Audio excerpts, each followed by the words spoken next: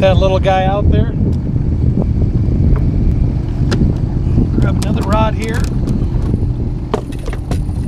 That's what I like about these Icons, is you can really knock them around. Pretty durable rod. We don't have to let out much line today. We only have to get that flicker shad down about 4 or 5 feet. We're on a big sand flat here. And I'm using a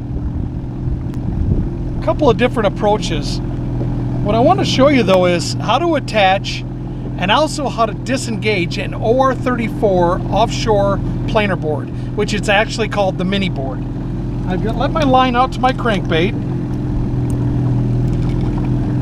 and I'm using this Bright Green Trilene XT Solar for 2 reasons. Number one is it's great for showing off and demonstrating how to use the boards.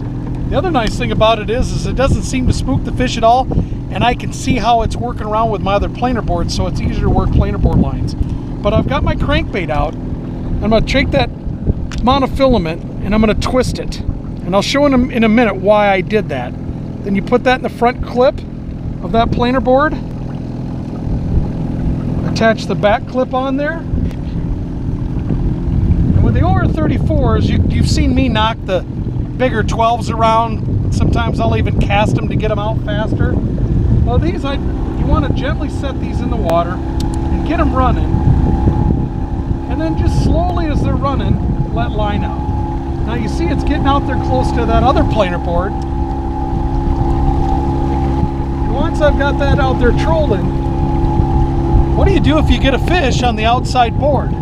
Well, the reason we put that little line twist in there is that you get a fish on that outside board. You just grab the rod, give it a little snap, the planer board releases on the front, the board swings around with tension to the back of the boat, and viola. Now all I have to do is reel that board in.